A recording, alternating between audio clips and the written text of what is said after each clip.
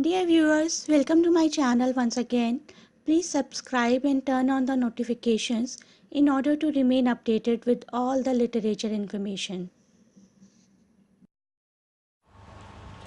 Hello students, today we are going to discuss about Pride and Prejudice, one of the most read novel of the world.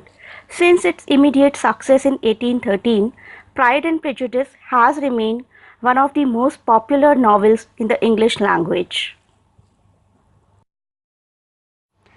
Pride and Prejudice is an 1813 romantic novel by Jane Austen. It portrays the emotional journey of the protagonist, Elizabeth Bennet, who realizes the folly of making rapid judgments and comes to find out the difference between the surface and the depth. Jane Austen was born on December 16, 1775 at Steventon, Hampshire, England, and died on July 18, 1817 at Winchester, Hampshire. English writer who gave birth to the novel its clarity and modern character through her treatment of ordinary people in everyday life, and Jane Austen was a Georgian era author.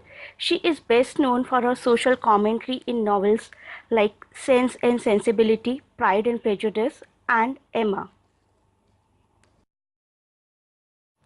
It is a truth universally acknowledged that a single man in possession of a good fortune must be in want of a wife. This is the first sentence of Pride and Prejudice, and till date stands as one of the most famous first lines in literature. This sentence also offers a scaled down sketch of the entire plot, which concerns itself with the pursuit of single men in possession of a good fortune by various female characters. She is maybe reminding us that marriage, and especially in the period when she was writing, is not always strictly above love and passion, but it is often about more sensible, more realistic things. Let's start with the story. The news that a wealthy young gentleman named Charles Bingley has rented the manor of Netherfield Park causes a great stir in the nearby village of Longbourn, especially in the Bennet household. The Bennets have five unmarried daughters from oldest to youngest: Jane, Elizabeth, Mary, Kitty, and Lydia. And Mrs. Bennet is desperate to see them all married. After Mr. Bennet pays a social visit to Mr. Bingley, the Bennets attend a ball at which Mr. Bingley is present. He is fascinated with Jane and spends much of the evening dancing with her. His close friend Mr. Darcy is less pleased with the evening and pridefully refuses to dance with Elizabeth, which makes everyone view him as arrogant, unpleasant, nasty, and obnoxious. At social functions over subsequent weeks, however, Mr. Darcy finds himself increasingly attracted to Elizabeth's charm and intelligence. Jane's friendship with Mr. Bingley also continues to expand, and Jane pays a visit to Bingley Mansion. On her journey to the house, she is caught in a downpour and catches ill, forcing her to stay at Netherfield for several days. In order to tend to Jane, Elizabeth hikes through muddy fields and arrives with a sprinkled dress, much to the disdain of the snobbish Miss Bingley, Charles Bingley's sister. Miss Bingley's bitterness only increases when she notices that Darcy, whom she is pursuing, pays quite a bit of attention to Elizabeth. When Elizabeth and Jane return home, they find Mr. Collins, their distant cousin, visiting their household. Mr. Collins is a young clergyman who stands to inherit Mr. Bennet's property, which has been entailed, meaning that it can only be passed down to a male heir. Mr. Collins is pompous, self-concerned fool, though he is quite enchanted by the Bennet girls. Shortly after his arrival, he makes a proposal of marriage to Elizabeth. She turns him down, wounding his pride. Meanwhile, the Bennet girl has become friendly with militia officers stationed in a nearby town. Among them is Wickham, a handsome young soldier who is friendly towards Elizabeth and tells her how Darcy cruelly cheated him out of an inheritance. At the beginning of winter, the Bingleys and Darcy leave Netherfield and return to London, much to Jane's surprise. A further shock arrives with the news that Mr. Collins has become engaged to Charlotte Lucas, Elizabeth's best friend and the poor daughter of a local knight. Charlotte explains to Elizabeth that she is getting older and needs the match for financial reasons. Charlotte and Mr. Collins get married and Elizabeth promises to visit them at their new home. As winter progresses, Jane visits the city to see friends, hoping also that she might see Mr. Bingley. However, Miss Bingley's sister, visits her and behaves rudely, while Mr. Bingley fails to visit her at all. The marriage prospects for the Bennet girls appear bleak and cold. That spring, Elizabeth visits Charlotte, who now lives near the home of Mr. Collins' patron, Lady Catherine de Bourgh, who is also Darcy's aunt. Patron is a person who gives financial or other support to a person, organization, or cause. Darcy calls on Lady Catherine and encounters Elizabeth, whose presence leads him to make a number of visits to the Collins home, where she is staying. One day he makes a shocking proposal of marriage, which Elizabeth quickly refuses. She tells Darcy that she considers him arrogant and unpleasant, then scolds him for steering Bingley away from Jane and disinheriting Wickham. Darcy leaves her, but shortly thereafter delivers a letter to her. In this letter he admits that he urged Bingley to distance himself from Jane, but claims he did so only because he thought their romance was not serious. As for Wickham, he informs Elizabeth that the young officer is a liar, and that the real cause of their disagreement was Wickham's attempt to elope with his young sister, Georgiana Darcy. This letter causes Elizabeth to re-evaluate her feelings about Darcy. She returns home and acts coldly towards Wickham.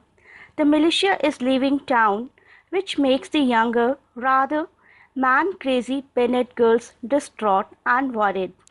Lydia manages to obtain permission from her father to spend the summer with an old colonel in Britain, where Wickham's regiment will be stationed. With the arrival of June, Elizabeth goes on another journey, this time with the Gardiners, who are relatives of Bennets. The trip takes her to the north and eventually to the neighborhood of Pemberley, that is Darcy's estate.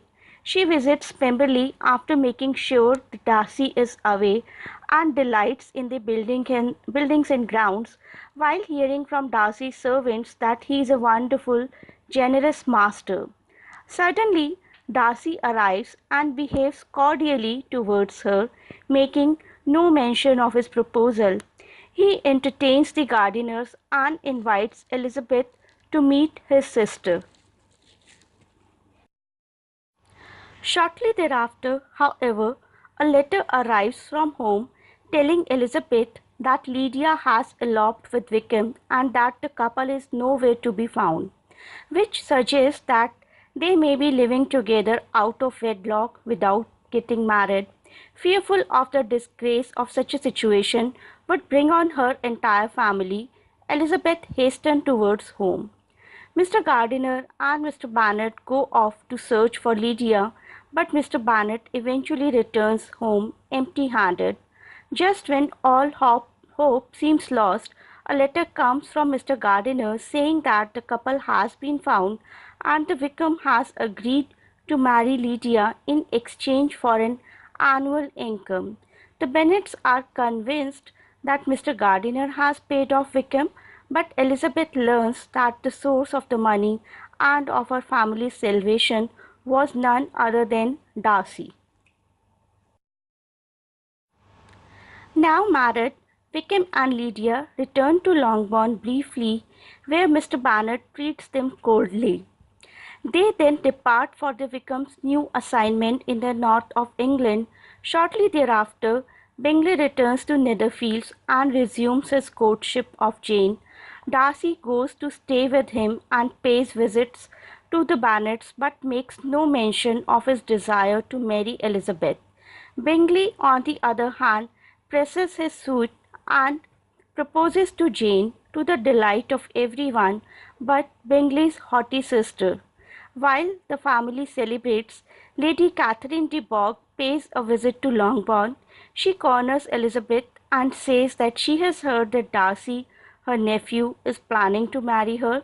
Since she considers a Bennet an unsuitable match for Darcy, Lady Catherine demands that Elizabeth promise to refuse him.